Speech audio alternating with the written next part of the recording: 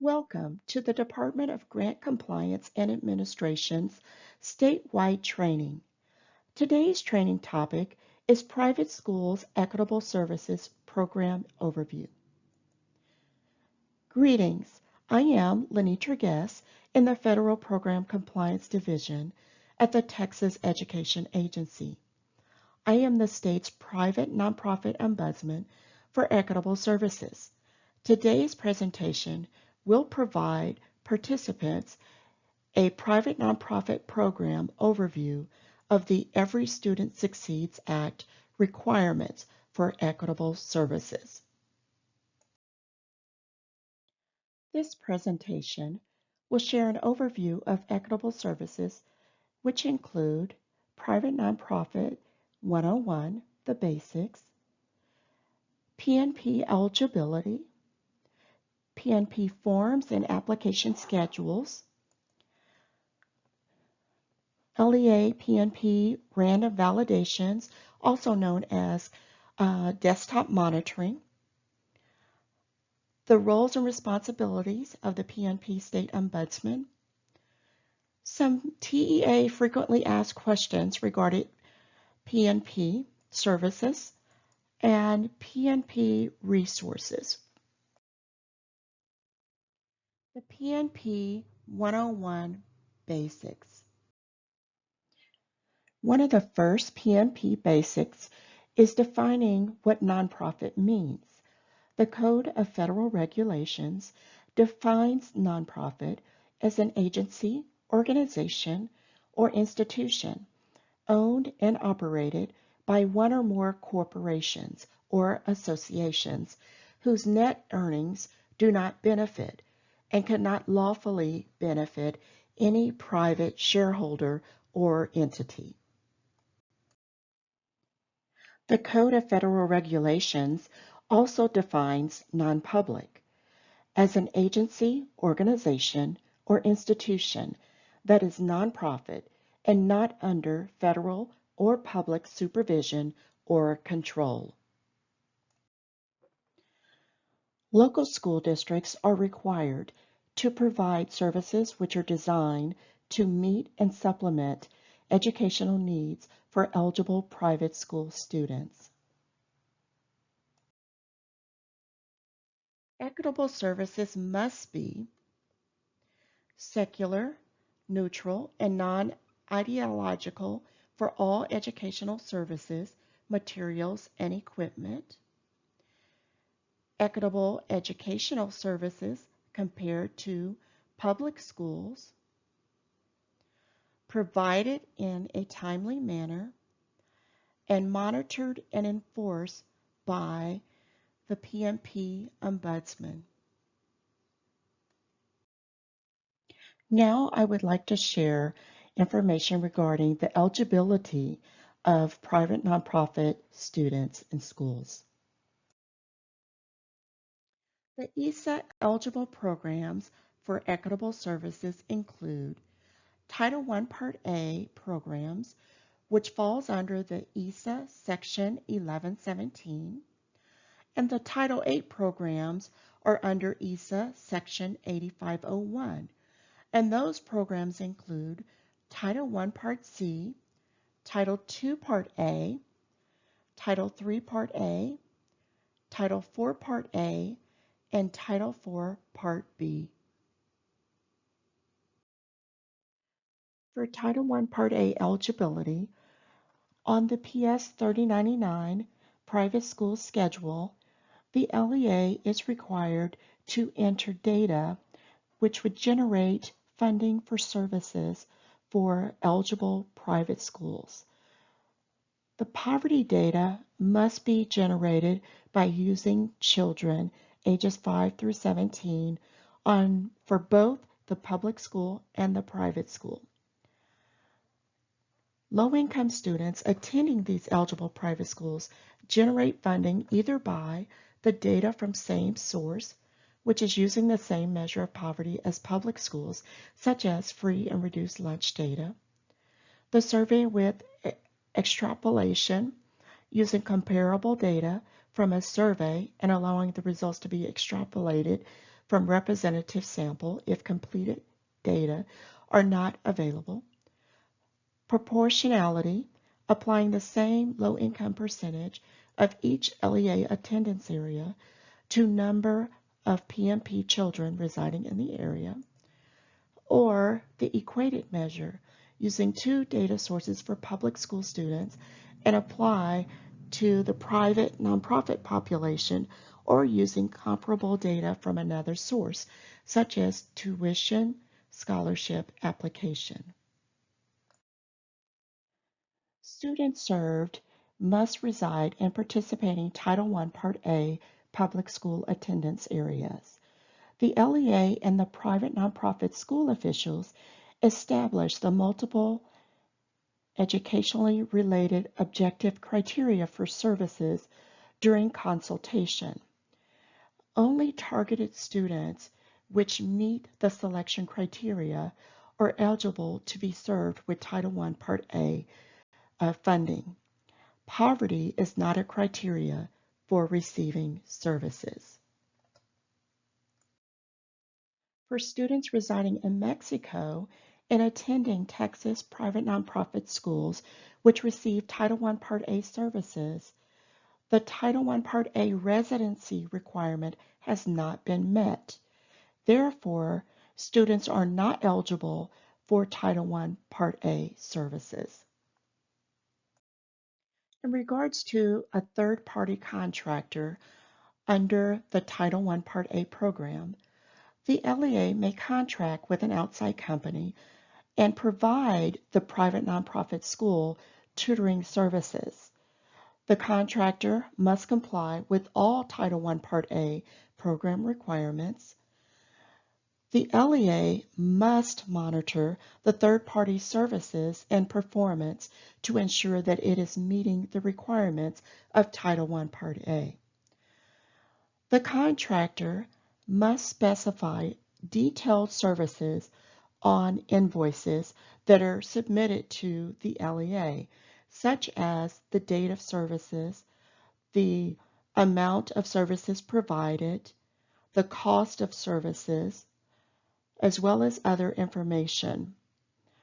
Reasonable administrative costs may be taken from the equitable services amount, and this administrative cost must be discussed during consultation with the private nonprofit school officials. To determine other program student eligibility, for Title I Part C, Migrant, the LEA would provide services to identified migrant students. For Title III Part A, English learners and immigrant students, the LEA could provide services to those students that are identified as either English learners or immigrant students in the private nonprofit school.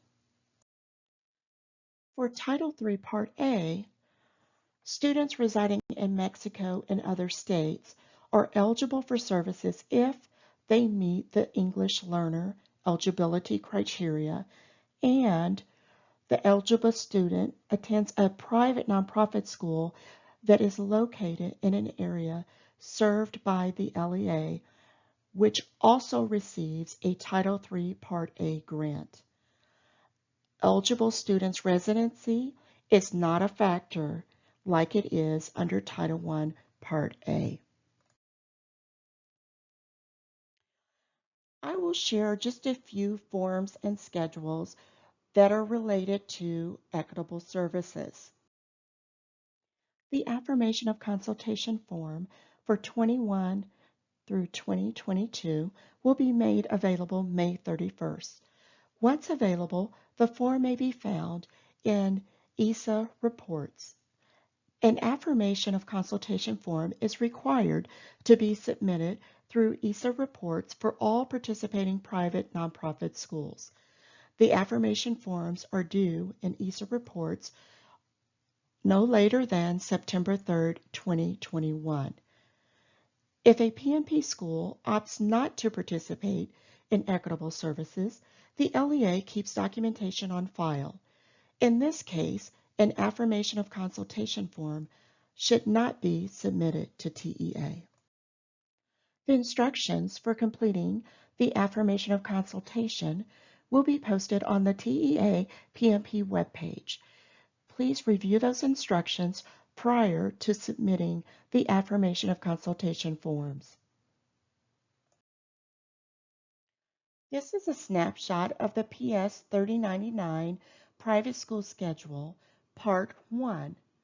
The ESSA statute requires that timely and meaningful consultation occur between the local school district and the private nonprofit school officials. District consultation with participating PNP schools includes determining equitable services for private school students and teachers. Equitable services are calculated through the PS 3099 schedule located in the ESSA Consolidated Application. Equitable services does not apply to charter schools.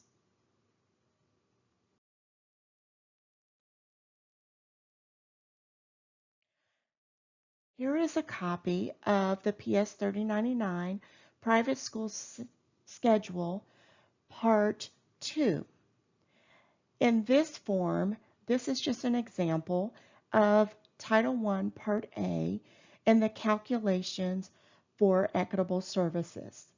The LEA would input the low enrollment count for participating Title I attendance areas, as well as the total eligible low-income students attending private schools who reside in a participating or skipped Title I attendance area.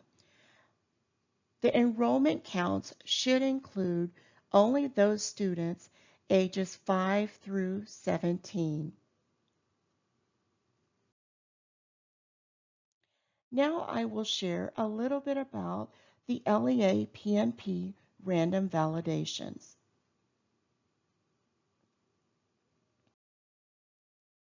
For the 2021 school year, the random validation looked at the Title I Part A consultation, and to ensure that the LEA was having timely and meaningful consultation with appropriate private school officials, and that information was documented as part of the random validation requirement. Here you can see the section 1117 that discusses Title I Part A consultation requirements.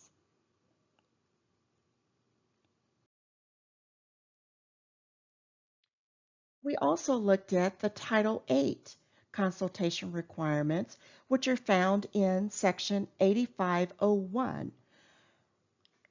This section, A3, discusses the requirements for meaningful consultation for those schools that are participating with Title VIII programs.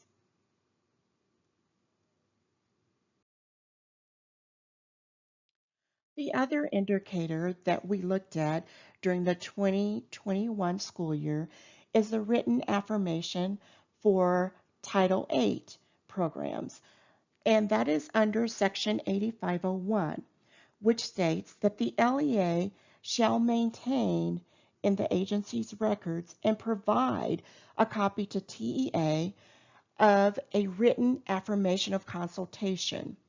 This affirmation of consultation for Title VIII programs must also be signed by private school officials as well as the public school officials. The written affirmation shall provide the option for private school officials to indicate if they believe that timely and meaningful consultation has not occurred or that the program design is not equitable with respect to eligible private school children. So it's very important that as LEAs that you listen to the private schools' request and needs that they may have for their school, which could differ from the public school. The LEA was required to submit documentation that this had occurred. Now I would like to share some LEA PNP random validation areas of strengths and areas of improvements. LEA areas of strengths included documentation of ongoing consultation, equitable services handbooks and/or program descriptions, evaluation of the program effectiveness, a review of data and private nonprofit needs, as well as collaboration and coordination of services as they worked with the private nonprofit schools located within their district.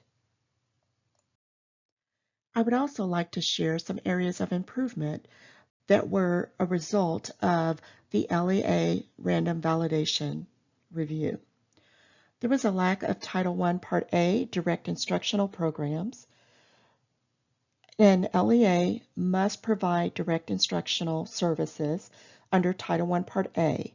It may not simply allow a PNP to have purchases of equipment, supplies, materials, and professional development for staff when there is a Title I Part A equitable services. There was also a lack of LEA program and fiscal oversight. The LEA is the fiscal agent and should always maintain internal control. A lack of ongoing and documented consultation meetings.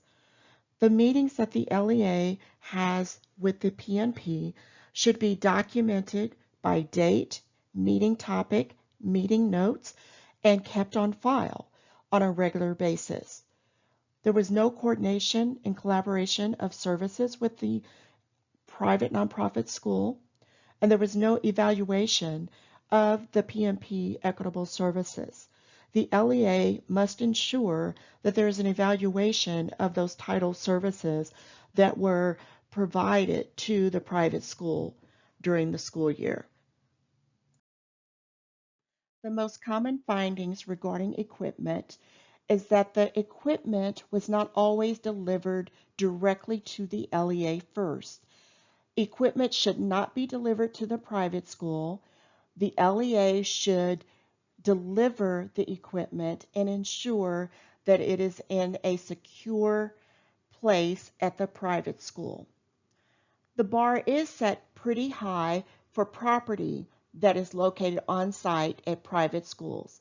So it is the responsibility of the LEA to ensure that they have oversight and keep inventory and tag all of the property and equipment that is located at a private school for equitable services. Now I will share information concerning the PNP State Ombudsman, the roles and responsibilities. Texas has designated an ombudsman to monitor and enforce equitable services requirements under Title I Part A and Title VIII of ESSA. The ombudsman serves as the state's primary point of contact for addressing questions and concerns from private school officials and local school districts. This slide lists a few of the PNP ombudsman duties: providing technical expertise in interpreting, understanding, and implementing accountability requirements for equitable services, providing guidance to ESCs, LEAs, and private nonprofit school officials, addressing complaints regarding equitable services, ensuring all equitable services reporting requirements are met, and developing monitoring protocols.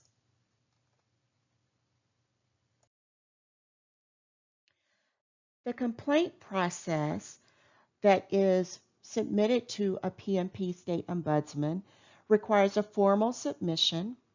The complainant must document efforts used prior to filing the complaint, such as what process did they use in trying to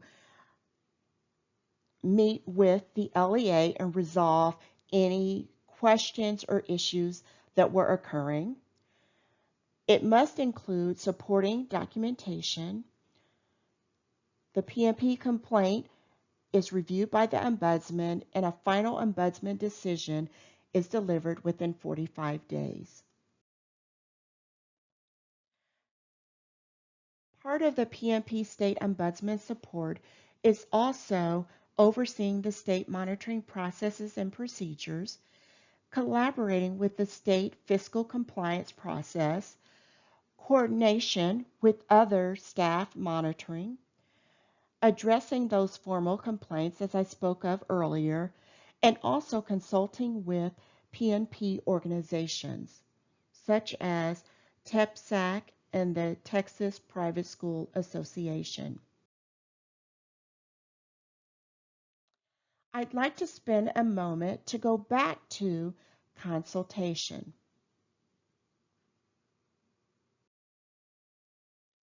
Consultation is the cornerstone of equitable provision. It should be timely, meaningful, and ongoing throughout the year. It is the LEA's obligation to consult with PNP schools. While an LEA makes the final determination in regards to equitable services provided, the goal of consultation is agreement, and the LEA must take the views of the non-public school into consideration. I would also like to discuss the goal of consultation. Successful consultation begins well before the implementation of services, establishes positive and productive working relationships, makes planning effective, continues throughout implementation, and serves to ensure that the services provided meet the needs of eligible students and teachers. Now I will discuss a few frequently asked questions. How does TEA plan to address carryover of equitable services? Under the current pandemic, TEA has already approved all unexpended 2019 through 2020 equitable services funds to carry over into this grant year 2020 through 2021. However, the LEA must have documented the amount of unexpended equitable service funds and included the uses of those funds during the 2020 through 2021 consultation meetings for equitable services. May a PNP use Title I Part A eligible students, Title III Part A eligible students, and Title IV Part A all students equitable services to purchase laptops and electronics? This has been a very popular question, and we posted the answer to this question in the TEA Federal Funding and Grants FAQ. Under the current pandemic circumstances, ESSA equitable service funds may be used to purchase technology for instructional purposes. The grant funds may only be used to serve eligible students at the private school, so you may not use Title I Part A equitable services school-wide. It must be used for targeted students, as well as the Title III Part A services. All technology must be maintained in the control of the LEA on the LEA inventory and monitored for only non-ideological uses. How should an LEA handle a request from a PNP school to start receiving equitable services late in the school year when it turned down services earlier in the year? The LEA should always have a deadline. The LEA can politely notify the private school official that the deadline that was provided at the beginning of the year has passed, and program funds have been allocated to other uses. The LEA must also notify the PNP school official of scheduled consultation dates for the following school year so that if it wanted to be included, it would know what those dates were prior to the next school year. How are reimbursements handled once the LEA request for approval of participant support costs form is completed? Reimbursement is allowed for only a portion of travel costs if attending a faith-based sponsored conference or professional development opportunity. Reimbursement for actual cost of lodging and meals based on Texas Comptroller of Public Accounts unless a local policy reimburses at a lesser amount. An LEA must review program session descriptions that the private school is desiring to attend and determine if it is approvable. You may find additional guidance regarding the TEA participant support costs and the TEA reimbursement guidance at the links below. May pre-K programs located in a PNP school participate and receive equitable services? This is probably one of the most frequently asked questions that our office receives. Equitable services may not be used in standalone PNP pre-K programs for students or staff. However, if a PNP has a pre-K program and any one or more school-age grades, such as pre-K and kindergarten, are located in that same building, students and staff may receive equitable services. May a local school district reserve funds off the top of its Title I Part A allocation before it allocates funds for private nonprofit equitable services? No. A district must determine the amount of funds available for providing equitable services prior to any expenditures or transfers of funds. This includes all reservations previously taken off the top of a district's Title I Part A allocation, including reservations for administration, parental involvement, and district-wide initiatives. How does a school district reserve Title I Part A funds for administration of equitable services for private school students?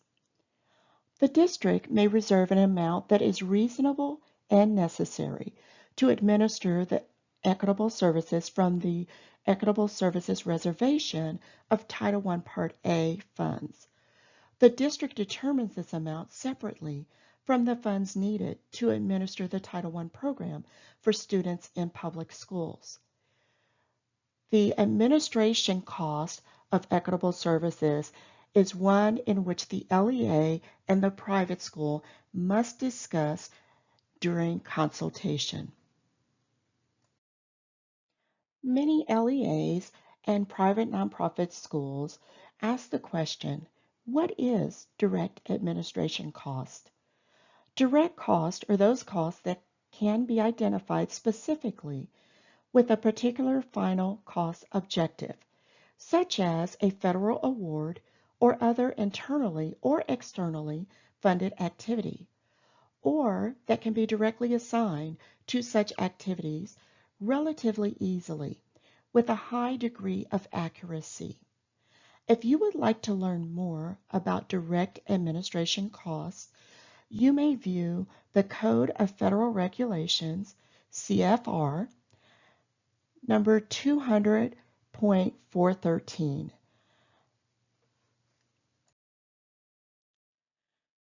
Under TEA guidance, the Title I Part A direct administration cap amount, which may be reserved from the PNP equitable share, generally is 5 to 7% of the Title I Part A administration costs. If that administration cost is greater than 10% from the total PNP equitable share, the district is at a higher risk of a TEA audit. Again, any amount set aside for direct administration costs must be discussed during the PNP and LEA consultation meeting. One very common question that the TEA office receives a lot is concerning the hiring of private school teachers to provide Title I Part A services to participants. The question is, may the district hire a private school teacher to provide those services? And the answer is yes. If the private school teacher has met state licensing and certification and is independent of the private school when providing Title I Part A equitable services.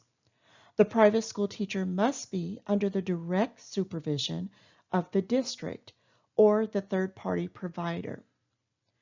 The private school teacher can only be employed for Title I Part A purposes outside of the time he or she is employed by the private school. In this instance, independent of the private school has been defined by USDE as employed for Title I Part A services by another entity to provide services outside any contract or work time with the private school. Now I would like to share a few PNP resources and websites.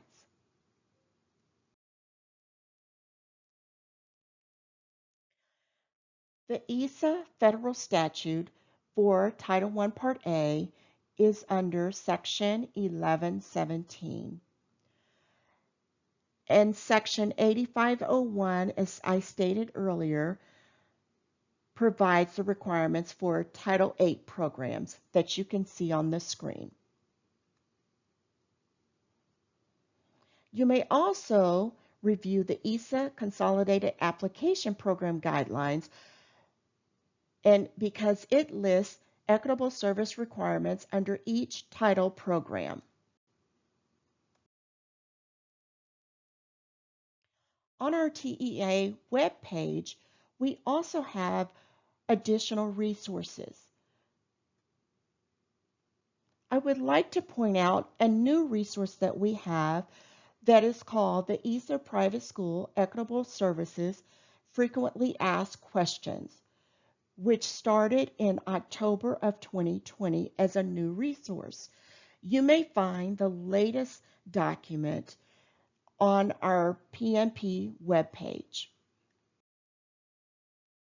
The TEA PNP Frequently Asked Questions document is new for 2021. This document is generally updated monthly. TEA posts FAQs asked by ESCs, LEAs, private school officials, and publicly posts the responses so all stakeholders may receive the same information. The document is arranged by month and topic. Current topics include various title programs, questions regarding technology, carry forward, student eligibility, technology, REAP and transferability options when using equitable services. And the next PNP FAQ is expected to post the end of May. Use this document to build capacity and learn more about equitable services. In addition, some of your questions that you may have could already be answered in the latest PNP Equitable Services Frequently Asked Question document.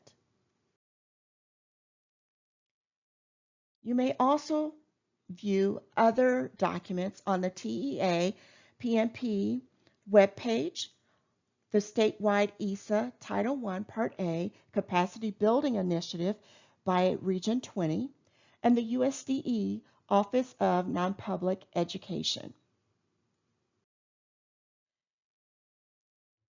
This is a copy of the PNP webpage where it starts out talking about ESSA and the CARES Act, and as well as the Elementary and Secondary School Emergency Relief Fund, Equitable Services.